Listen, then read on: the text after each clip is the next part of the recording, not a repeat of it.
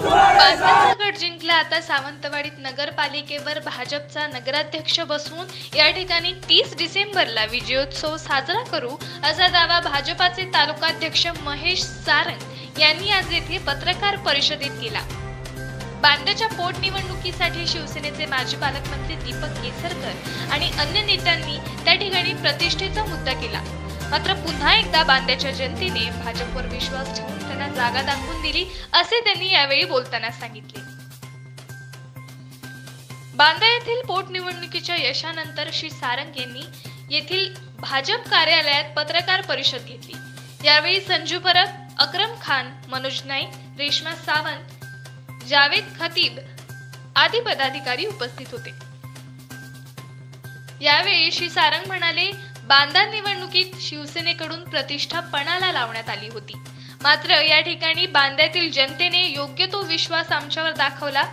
अक्रम खान यांच्या रूपाने पुन्हा एकदा बांद्याला विकास कामे करणारा चेहरा मिळाला आहे। त्यामुळे भाजप जातीचे राजकारण करीत नाही हे पुन्हा एकदा सिद्ध झाले आहे। आता येणाऱ्या काळात सावंतवाडी नगराध्यक्ष पदाच्या निवडणुकीत आम्ही 30 डिसेंबरला विजयोत्सव साजरा करणार आहोत।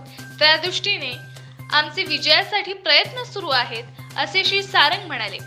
यावेळी बांदा व सावंतवाडी भाजपच्या पदाधिकाऱ्यांनी नवनिर्वाचित सरपंच अक्रम खान यांचे अभिनंदन केले।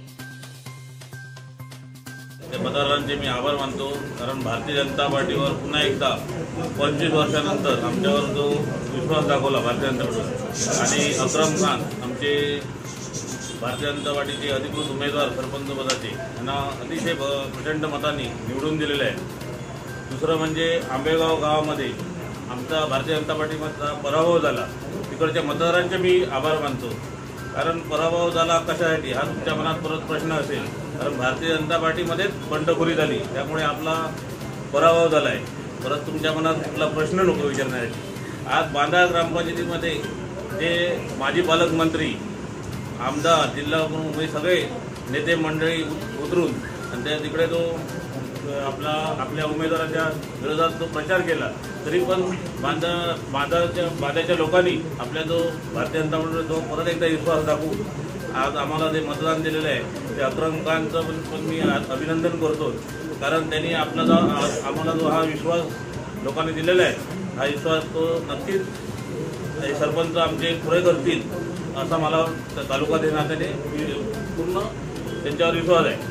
आज आमची सर्व टीम आपली भारतीय जनता पार्टीची तिकडे काम करणारे त्यांचं पण मी अभिनंदन करतो, कारण प्रचंड मेहनत त्यांनी आज गेले 15-20 दिवस घेऊन आणि आज कुठल्याही समाजाचा राजकारण न करता आज भारतीय जनता पार्टी एकमेव असा पक्ष आहे तो सर्व समाजाला घेऊन चालणारा हा पक्ष आहे। कारण आज तुम्हाला एक उदाहरण म्हणजे आज आमचे अक्रम खान हा एक मुस्लिम समाजाचे आहेत, कारण हा जर मुस्लिम चेहरा जर आम्ही भारतीय जनता पार्टी देऊ शकतो तर भारतीय जनता पार्टी सगळ्या समाजाला घेऊन चालणारा पक्ष आहे, हे सर्वांनी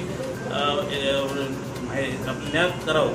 कारण आज आपण जे आज शिवसेना म्हणा किंवा काँग्रेस म्हणा किंवा राष्ट्रवादी म्हणा हे समाजाचं किंवा जातीचं राजकारण करत आहेत। त्यामुळे आज आम्ही अक्रम खान हे उमेदवार देऊन सिंधुदुर्ग जिल्ह्यात किंवा महाराष्ट्रामध्ये आम्ही एक नवीन मेसेज पाठवलेला आहे। ते सर्वांनी ह्याची आपल्या पत्रकारांनी ह्याची नोंद घेऊन खास करून हा मेसेज जरा सर्वसामान्य जनतेपर्यंत पोहोचवावा। कारण आज मोदी साहेबांचे जे विकास काम किंवा आमचे मुख्यमंत्री आपले फडणवीस साहेबांचं जे विकास काम ह्या जोरावर तिकडच्या कार्यकर्त्यांनी आपले प्रचंड बहुमत आपल्याला मिळून आपला उमेदवार विजयी करून दिला। 2 आपले पोटनिवडणुकी झाल्या, ह्या पोटनिवडणुकी वारंवार आमचं नेतृत्व जिल्ह्याचं आदरणीय राणेसाहेब आणि आमचे ह्या कोकण विभागाचे जे आमचे आदरणीय नेते आमचे रवींद्र चव्हाण साहेब, नितेश राणे, निलेश राणे आणि आमचे जिल्ह्याचे प्रमुख आपल्या भारतीय जनता पार्टी जटर साहेब यांच्या वेळोवेळी जे मार्गदर्शनामुळे आम्ही हा विजय मिळवलेला आहे।